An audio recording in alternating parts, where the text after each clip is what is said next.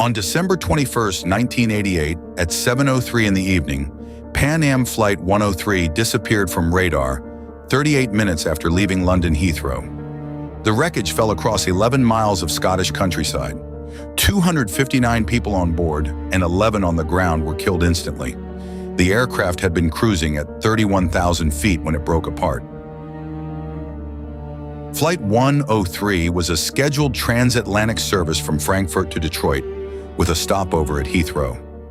The Boeing 747, named Clipper Mate of the Seas, had been in service since 1970. On board were passengers connecting from Frankfurt, families heading home for Christmas, and students returning from study abroad. The flight crew had completed a routine pre-departure check. Weather conditions were clear. The transatlantic crossing should have taken approximately 7 hours.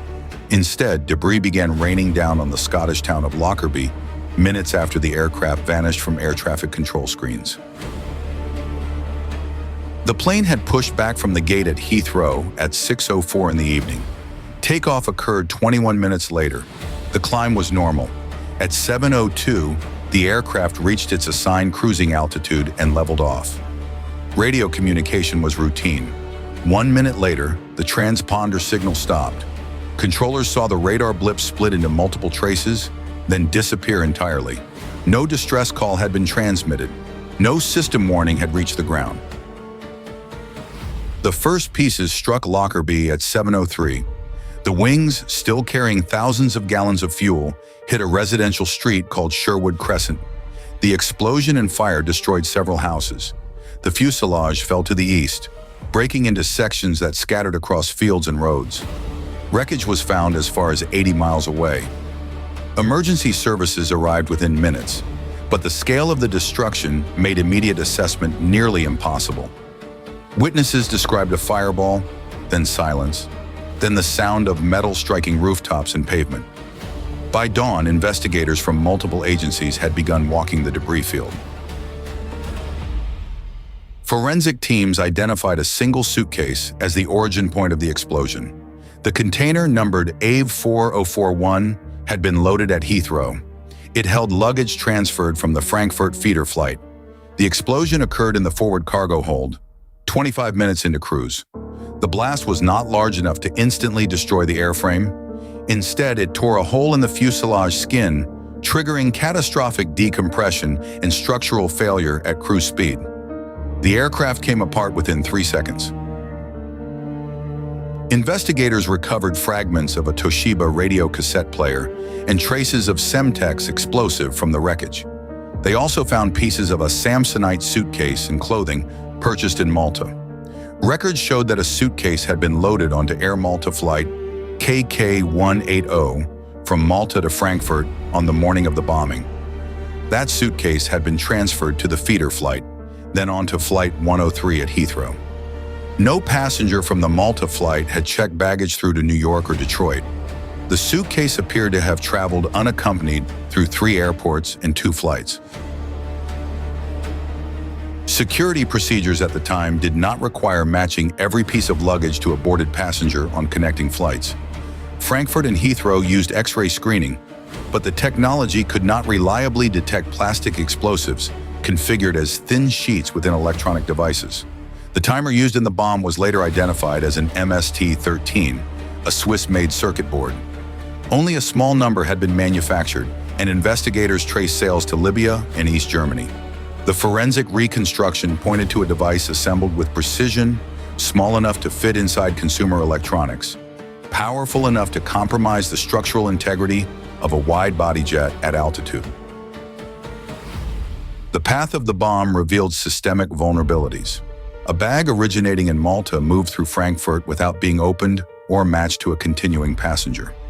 At Heathrow, interline baggage from the feeder flight was loaded directly into the transatlantic service.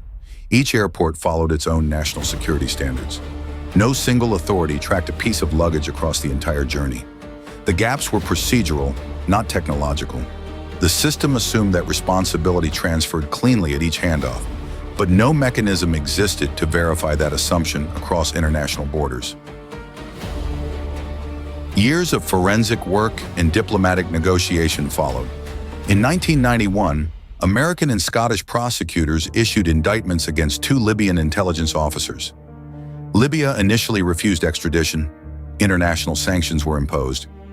In 1999, after prolonged negotiations, Libya handed over the 2 men for trial under Scottish law in the Netherlands. One was convicted in 2001, the other acquitted. The convicted man maintained his innocence and died in 2012 while pursuing appeals. Libya formally accepted responsibility in 2003 as part of a sanctions settlement, but did not admit culpability for ordering the attack. The trial record offered a partial account. Prosecutors presented evidence linking the timer fragments to Libyan intelligence procurement channels. Witness testimony placed one defendant in Malta on the day clothing traced to the bomb was purchased. The judges concluded the attack had been carried out by Libyan agents, but acknowledged that others not before the court may have been involved. The acquitted defendant returned to Libya. The convicted man's family and legal team continued to challenge the forensic evidence and witness reliability. Questions persisted about whether the 2 men indicted represented the full operational network or merely the individuals prosecutors could place in proximity to the physical evidence. Alternative theories have circulated for decades, pointing to other state actors with motive and capability. Some investigators and family members have argued that the focus on Libya diverted attention from other intelligence leads. No definitive evidence of a broader conspiracy has been made public, but the trial judge's explicit recognition that others may have participated left the door open to unresolved involvement. The forensic case against the convicted individual was strong enough to secure a verdict, but the diplomatic and intelligence context surrounding the attack remains disputed. The bombing forced sweeping changes in aviation security. Passenger baggage matching became mandatory on international flights. Explosive detection systems were upgraded at major airports. Background checks for airport personnel were strengthened. The case demonstrated that a single unaccompanied suitcase could bypass multiple security layers when those layers were not designed to operate as an integrated system. It also revealed the difficulty of prosecuting state-sponsored terrorism when the planning occurred across multiple countries and forensic evidence had to be gathered from a debris field spanning miles. The families of the victims pursued accountability through courts, diplomacy, and public pressure. Some accepted the trial outcome as the closest available form of justice. Others maintained that the full truth had been obscured by geopolitical considerations and intelligence classifications. The convicted man's death ended the legal appeals, but it did not settle the factual disputes about who else may have facilitated the operation or whether all evidence was presented at trial. At 7:03 in the evening on December 21, 1988, air traffic controllers in Scotland lost contact with a Boeing 747 that had been climbing toward cruising altitude less than a minute earlier. The passengers and crew had no warning. Investigators later determined the aircraft remained structurally intact for approximately 3 seconds after the blast. The unaccompanied suitcase had cleared 3 security checkpoints in 3 countries.